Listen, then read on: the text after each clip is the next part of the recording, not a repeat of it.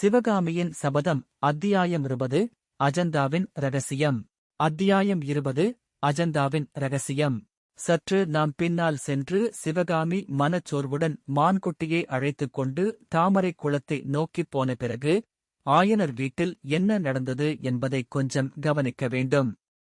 தம் அருமை மகளைப் பற்றி புத்த சந்நியாசி சிறிது விரசமாக பேசியது ஆயனருக்கு பிடிக்கவில்லை. எனவே சந்நியாசிவிடம் அவர் பேசுவதை நிறுத்திவிட்டு பரஞ்சோதியை பார்த்து, தம்பி, உனக்கு என்னால் ஆகவேண்டிய உதவி ஏதாவதிருந்தால் சொல்லு என்றார். நாவுக்கரசர் மடத்தில் சேர்ந்து கல்வி பயிலும் நோக்கத்துடன் காஞ்சிக்கு வந்தேன் ஐயா. சிற்பக்கலை கற்றுக்கொள்ளும் விருப்பமும் இருக்கிறது. தங்களைக் கண்டு தங்கள் கட்டளைப்படி நடந்து கொள்ள வேண்டுமென்று மாமா எனக்குச் சொல்லி அனுப்பினார். ஓலையில் எல்லாம் விவரமாக எழுதியிருந்தார் என்றான் பரஞ்சோதி. ஓலை என்னத்துக்கு தம்பி? என் அருமை சிநேகிதருக்காக நான் எதுவும் செய்ய கடமைப்பட்டிருக்கிறேன். நாவுக்கரசர் பெருமான் தற்சமயம் காஞ்சியில் இல்லை, ஸ்தல யாத்திரை சென்றிருக்கிறார். அதனால் என்ன? நானே நேரில் உன்னை அழைத்துப் போய் அந்த சிவனேசரின் மடத்தில் சேர்த்துவிட்டு வருகிறேன். உன்னை சக்கரவர்த்தியிடமும் அழைத்துப் போக வேண்டும். வீரச்செயல் புரிந்து எங்களைக் காத்து உன்னை பார்த்தால் சக்கரவர்த்தி பெரிதும் சந்தோஷப்படுவார். அது மட்டும் வேண்டாம், ஆயனரே, இந்த இளைஞனிடம் உமக்கு அபிமானமிருந்தால் என்று புத்த சந்நியாசி குறுக்கிட்டார். ஏன் அடிகளே என்று ஆயனர் வியப்புடன் கேட்டார். காஞ்சி சக்கரவர்த்தியின் காராகிருகத்திலிருந்து தப்பி வந்தவர்களுக்கு என்ன தண்டனை என்று உங்களுக்குத் தெரியாதா? ஏன் தெரியாது? மரண தண்டனைதான். இந்தக் கேள்வி எதற்காக கேட்கிறீர்கள் என்றுதான் தெரியவில்லை. இவன் சக்கரவர்த்தியிடம் சென்றால் அந்த தண்டனைக்கு உள்ளாகும்படி நேரிடும். சிவசிவா, இதென்ன சொல்கிறீர்கள்? இவன் காராகிருகத்தில் இருந்தானா? எப்போது? எதற்காக? உங்களை இவன் தப்புவித்து அன்று ரவு நகரில் திக்கு திசை தெரியாமல் அலைந்து கொண்டிருந்தான். இவனை ஒற்றன் என்பதாக சந்தேகித்து நகர் காவலர்கள் சிறையில் அடைத்துவிட்டார்கள். அடா, அப்புறம்? அன்றிரவு இவன் சிறையிலிருந்து தப்பிவிட்டான். என்ன? என்ன? எப்படித் தப்பினான்? கூரை வழியாக வெளியே வந்துவிட்டான். ஆயனர் அதிசயத்துடன் பரஞ்சோதியை பார்த்த வண்ணம், ஆகா, என் சிநேகிதருடைய மருமகன் இலேசுப்பட்டவன் இல்லை போலிருக்கிறது. பெரிய கைக்காரனாயிருக்கிறானே. அதனால் பாதகமில்லை அடிகளே. இவனை நானே சக்கரவர்த்தியிடம் அழைத்துச் சென்று இவனை மன்னிக்கும்படி கேட்டுக்கொள்கிறேன். இவன் எங்களை பெரும் விபத்திலிருந்து காப்பாற்றியவன் என்று அறிந்தால் சக்கரவர்த்தி கட்டாயம் மன்னிப்பார் என்றார். உங்களுக்காக மன்னித்து விடுவார், உண்மைதான். ஆனால் இவன் உடனே போர்க்களம் போகும்படி நேரிடும். பல்லவ ராஜ்யத்தில் எங்கே பார்த்தாலும் படை திரட்டுகிறார்கள் என்று தெரியுமோ இல்லையோ? இதைக் கேட்ட ஆயனர் மௌனமாக யோசிக்கலானார். அதை பார்த்த சந்நியாசி மேலும் கூறினார். ஒரு தாய்க்கு ஒரு பிள்ளையான இவனுக்கு போர்க்களத்தில் ஏதாவது நேர்ந்துவிட்டால் பாவம், இவன் தாயார் உம்மை சபிப்பாள். அது மட்டுமல்ல, தர்மசேனரின் தமக்கையைப் போல் இன்னொரு பெண் கன்னிகையாக காலம் கழிக்க நேரிடும். ஆயனருக்கு சுருக்கென்றது புத்த சந்நியாசி தம் மகளைத்தான் அவ்விதம் குறிப்பிடுகிறார் என்று அவர் எண்ணினார். ஒருவேளை அவருடைய கூற்றில் ஏதேனும் உண்மை இருக்குமோ? சிவகாமி 3 நாளாய் ஒருவிதமாக இருப்பதற்குக் காரணம் இந்த வாலிபன் மேல் அவளுடைய மனம் சென்றதாக இருக்கலாமோ? அப்படியிருந்தால் ஒரு விதத்தில் நல்லதுதானே. சிவகாமியை எப்படியும் மணம் செய்து கொடுக்கத்தான் வேண்டுமென்றால் தம் அருமை சிநேகிதரின் மருமகனுக்குக் கொடுத்து அவனை தம் சீடனாக்கிக் கொள்ளுதல் நல்லதல்லவா? இவ்வாறெல்லாம் சில வினாடி நேரத்துக்குள் எண்ணியவராய் ஆயனர் பரஞ்சோதியை சற்று கவனமாக உற்றுப் பார்த்தார். அவருடைய எண்ணப்போக்கை அப்படியே தெரிந்து கொண்ட புத்த சந்நியாசி, இல்லை ஆயனரே, நீங்கள் நினைப்பது போல் நடப்பதற்கில்லை. அவனுடைய மாமன் மகள் இவனுக்கென்று பிறந்து வளர்ந்து திருவெண்காட்டில் காத்துக் கொண்டிருக்கிறாள் என்றார். இதைக் கேட்ட ஆயனர் புத்த சந்நியாசிவை, உமக்கு என் எண்ணம் எப்படித் தெரிந்தது என்று மீண்டும் கேட்கும் பாவனையில் ஒரு தடவை பார்த்துவிட்டு மீண்டும் பரஞ்சோதியை நோக்கி, அப்படியா தம்பி? என் சிநேகிதரின் பெண்ணை கட்டிக்கொள்ளப் போகிறாயா என்று கேட்டார். பரஞ்சோதி சிறிது நாணத்துடன், ஆம் ஐயா என்றான். புத்த சந்நியாசி மேலும் சொன்னார், நாவுக்கரசர் மடத்தில் தற்போது இவனைச் சேர்ப்பதும் நல்லதில்லை. காஞ்சிக் கோட்டையை முற்றுகைக்கு ஆயத்தம் செய்து வருகிறார்கள். நாவுக்கரசர் இப்போதைக்கு மடத்துக்கு திரும்பி வரமாட்டார். அவரை சோழ நாட்டுக்கு ஸ்தல யாத்திரை போகும்படியாக சக்கரவர்த்தியே சொல்லி அனுப்பிவிட்டாராம். அடிகளே, தங்களுக்கு எத்தனையோ விஷயங்கள் தெரிந்திருக்கின்றன, எனக்கு ஒன்றுமே தெரியவில்லையே என்று ஆயனர் அடங்காத ஆச்சரியத்துடன் கூறினார். நீங்கள் இந்தக் காட்டுக்குள்ளே வந்து உட்கார்ந்திருக்கிறீர்கள், அதனால் தெரியவில்லை. நான் நாடெல்லாம் சுற்றுகிறேன், அதனால் தெரிகிறது என்றார் சந்நியாசி. ஆயனர் சிறிது யோசனை செய்து, தம்பி, இங்கேதான் இப்படியெல்லாம் குழப்பமாயிருக்கிறதே, உன் விருப்பம் என்ன என்று கேட்டார். ஐயா, கல்வி கற்றுக்கொண்டு திரும்பி வருகிறேன் என்று என் ஊரில் சொல்லிவிட்டு வந்தேன். ஏதாவது ஒரு கலை பயிலாமல் திரும்பிப் போக எனக்கு விருப்பமில்லை. தங்களிடம் கல்வியும் சிற்பமும் பயில விரும்புகிறேன். கருணை கூர்ந்து என்னை தங்களுடைய சீடனாக அங்கீகரிக்க வேண்டும் என்றான். பரஞ்சோதியின் பணிவான பேச்சைக் கேட்டு ஆயனர் பூரித்தவராய், அப்படியே ஆகட்டும், நீ இங்கேயே இருந்து என்னிடம் சிற்பக்கலை கற்றுக்கொள் என்றார். ஆசாரிய தட்சணை விஷயம் என்ன? அதை முன்னாலேயே வாங்கிக் கொள்ள வேண்டும் ஆயனரே என்று சந்நியாசி கூறியதும் அவர் பரிகாசமாகச் சொல்வதாய் எண்ணி ஆயனர் நகைத்தார். நான் வேடிக்கை பேசவில்லை, உண்மையாகத்தான் சொல்லுகிறேன். பரஞ்சோதி உங்களுக்கு அளிக்க வேண்டிய குரு தட்சிணை அஜந்தா சித்திர ரகசியந்தான் என்று சந்நியாசி கூறினாரோ இல்லையோ, ஆயனரின் முகத்தில் ஏற்பட்ட ஆவலையும் பரபரப்பையும் பார்க்க வேண்டுமே. அந்த க்ஷணத்தில் அவர் புதிய மனிதராக மாறிவிட்டதாக தோன்றியது. அடிகளே, முன்னமே அதைப்பற்றிக் கேட்டேன், தாங்கள் சொல்லவில்லை.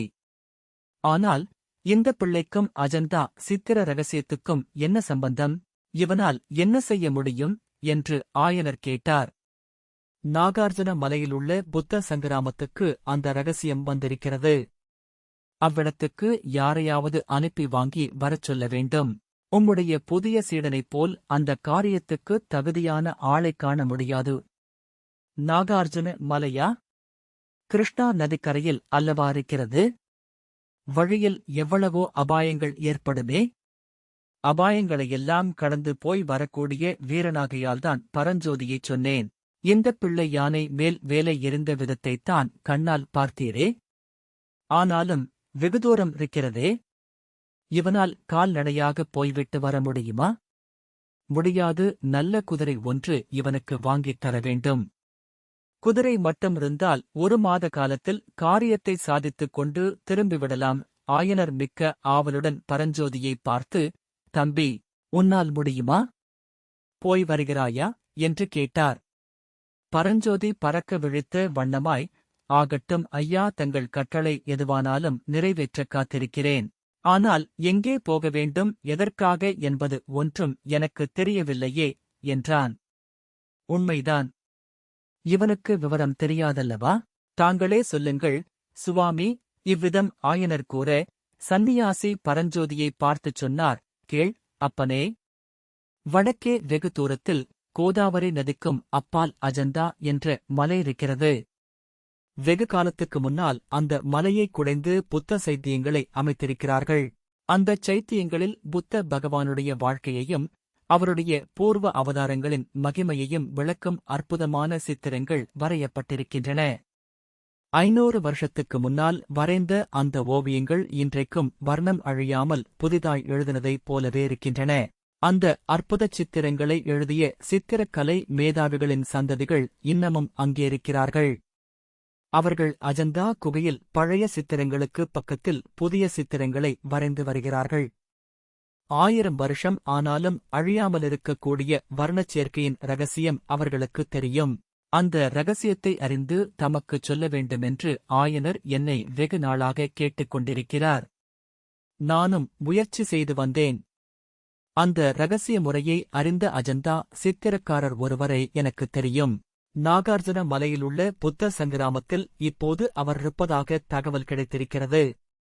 நீ போனாயானால் அந்த ரகசியத்தை அவரிடம் அறிந்து கொண்டு வரலாம். சந்நியாசி இவ்விதம் சொல்லி நிறுத்தியதும், ஆயனர், தம்பி, நீ போய் வருகிறாயா போய் அந்த ரகசியத்தை கொண்டு வந்தாயானால் என் வாழ்க்கை மனோரதங்களில் ஒன்றை நிறைவேற்றியவனாவாய். ஆனால் உன்னை நான் வற்புறுத்தவில்லை என்றார். சந்நியாசிவும் ஆயனரும் பேசி வந்தபோது பரஞ்சோதியின் உள்ளத்தில் விதவிதமான கிளர்ச்சிகள் உண்டாகி மறைந்து வந்தன. அவை பெரும்பாலும் குதூகல கிளர்ச்சிகளாகத்தான் இருந்திருக்குமென்று நாம் சொல்ல வேண்டியதில்லை. நல்ல ஜாதிக் குதிரை மேல் ஏறி நெடுந்தூரம் பயணம் செய்வது என்ற எண்ணமே அவனுக்கு உற்சாகத்தை உண்டாக்கிற்று. அதோடு இவ்வளவு முக்கியமான ஒரு காரியத்துக்காக ஆயன மகாசிற்பியினால் ஏவப்பட்டு யாத்திரை போகிறதென்பது அவனுக்கு மிக்க பெருமை உணர்ச்சியையும் அளித்தது. எழுத்தாணியால் ஏட்டில் எழுதிக்கொண்டு உட்கார்ந்திருப்பதைக் காட்டிலும் இம்மாதிரி காரியந்தான் அவனுடைய இயல்புக்கு ஒத்தது என்பதை நாம் அறிவோமல்லவா? ஐயா, தங்களுடைய விருப்பம் எதுவோ அதன்படி நடந்து கொள்ளுமாறு என் மாமா சொல்லியிருக்கிறார். தாங்கள் போகச் சொல்லிக் கட்டளையிட்டால் அப்படியே போய் வருகிறேன் என்றான். அப்போது நாகநந்தி அடிகள், தாமதிக்க நேரமில்லை ஆயனரே. வாதாபி படைகள் காஞ்சிக்கு வருவதற்குள் இவன் போய் வந்தால் நல்லது. குதிரைக்கு என்ன ஏற்பாடு என்று கேட்டார். அது ஒன்றும் கஷ்டமில்லை, சக்கரவர்த்தியிடம் விண்ணப்பித்து குதிரை வாங்குகிறேன். அஜந்தா வர்ணச்சேர்க்கை ரகசியத்தை அறிந்து கொள்வதில் எனக்கு எவ்வளவு ஆசையோ அவ்வளவு ஆசை மகேந்திர சக்கரவர்த்திக்கும் உண்டு. அப்படியானால் சக்கரவர்த்தியிடம் பிரயாண அனுமதி இலச்சினையும் வாங்கிவிடுங்கள். யுத்த சமயமானதால் பரஞ்சோதி போகும் வழியில் ஏதாவது இடையூறு ஏற்படலாம். உண்மைதான், இலச்சினையும் வாங்கிவிடுகிறேன். இதில் என்னைப் பற்றி பிரஸ்தாபிக்கவே வேண்டாம். புத்த சந்நியாசி சமைகள் விஷயத்தில் சக்கரவர்த்தியின் மனோபாவம்தான் உங்களுக்குத் தெரியுமே. புத்த சந்நியாசி இவ்விதம் சொல்லிக் கொண்டிருக்கும்போது தூரத்தில் பேரிகை முழக்கமும் சங்கநாதமும் கேட்டன. அடிகளே, கும்பிடப் போன தெய்வம் குறுக்கே வருகிறது. இதோ மகேந்திர சக்கரவர்த்தியே வருகிறார் என்று குதூகலத்துடன் கூறினார் ஆயனர். நாகநந்தி அடிகளின் கடுகடுப்பான முகத்தில் புன்னகை தோன்றியது. அவர் சிறிது யோசித்த வண்ணமாய் அங்குமிங்கும் பார்த்தார். பிறகு ஒரு முடிவுக்கு வந்தவரைப் போல், ஆயனரே, நல்ல சகுனந்தான். இந்தச் சமயத்தில் இவ்விடம் சக்கரவர்த்தியே விஜயம் செய்வதானது நமது காரியம் ஜெயமாகப் போகிறதென்பதற்கு அறிகுறி. ஆனால் நானும் பரஞ்சோதியுந்தான் இச்சமயம் பூஜை வேளையில் கரடிகளாக இருக்கிறோம். எங்களை சக்கரவர்த்தி பார்த்துவிட்டால் எல்லா காரியமும் கெட்டுவிடும். சக்கரவர்த்தி வந்துவிட்டு போகும் வரையில் நாங்கள் புத்த பகவானை சரணடைகிறோம். புத்த பகவானுடைய சிலையை எப்போதும் பெரிதாகச் செய்ய வேண்டுமென்று ஏற்படுத்திய மகா புருஷர் நாகார்ஜுன சந்நியாசிவின் தீர்க்க திருஷ்டியை என்னவென்று புகழ்வது என்றார். ஆயனர் தயங்கி, ஒருவேளை தெரிந்துவிட்டால் என்று சொல்லிக் கொண்டிருக்கும்போது சந்நியாசி பரஞ்சோதியின் கையை பிடித்து அழைத்துச் சென்று புத்தர் சிலையின் பின்னால் மறைந்து கொண்டார். இதற்குள் குதிரைகளின் காலடி சத்தம் நெருங்கிவிடவே ஆயனருக்கு யோசிப்பதற்கே நேரமில்லாமல் போயிற்று. ஜாக்கிரதை அடிகளே என்று சொல்லிவிட்டு சக்கரவர்த்தியை வரவேற்பதற்காக விரைந்து வாசற்பக்கம் சென்றார். சக்கரவர்த்தியும் குமாரரும் விடைபெற்றுச் சென்ற பிறகு வீட்டுக்குள் நுழைந்த சிவகாமிக்கு புத்தர் சிலைக்குப் பின்னாலிருந்து நாகந்தியும் பரஞ்சோதியும் கிளம்பியது மிக்க வியப்பை அளித்தது என்று சொன்னோம் அல்லவா? ஆனால் அதே காட்சியானது ஆயனருக்கு சிறிதும் வியப்பை அளித்திராது என்பதை மேலே கூறிய விவரங்களிலிருந்து வாசகர்கள் அறிந்து கொண்டிருப்பார்கள். எனினும் சிவகாமியைக் காட்டிலும் ஆயனரிடத்திலேதான் பரபரப்பு அதிகமாக காணப்பட்டது. அடிகளே, நல்ல வேளையாய்ப் போயிற்று. எப்பேற்பட்ட அபாயத்திலிருந்து தப்பினோம் என்றார் ஆயனர். புத்த பகவானை சரணமாக அடைந்தவர்களுக்கு அபாயமே கிடையாது. இருக்கட்டும், அசுவமேத யாகத்தில் குதிரையை மறந்து போன கதையாக நீரும் சக்கரவர்த்தியிடம் குதிரை கேட்க மறந்துவிட்டீரல்லா என்றார் புத்த சந்நியாசி. மறக்கவில்லை அடிகளே. இந்த இடத்துக்கு வந்ததும் சக்கரவர்த்தி கூறிய வார்த்தை என்னை கதிகலங்கச் செய்துவிட்டது. அப்புறம் குதிரையைப் பற்றி கேட்க எனக்கு நா எழவில்லை. ஆமாம், சக்கரவர்த்தி ராஜாங்க துரோகத்துக்காக உம்மை தண்டிக்கப் போவதாகச் சொன்னபோது என்னை கூட ஒரு கண நேரம் தூக்கிவாரிப் போட்டுவிட்டது.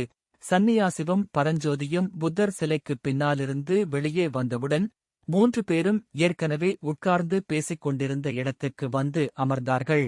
அப்போது சிவகாமியும் அந்த இடத்துக்கு வந்து சேரவே புத்த சந்நியாசி அவளை ஏறிட்டுப் பார்த்துவிட்டு, சிவகாமியிடம் நீங்கள் எல்லா விவரங்களையும் சொல்ல வேண்டும். எங்களை ஏதோ பேயோ பிசாசோ என்று அவள் சந்தேகிக்கிறாள் போலிருக்கிறது, என்றார். தொடர்ந்து பார்ப்போம். சிவகாமியின் சபதம்.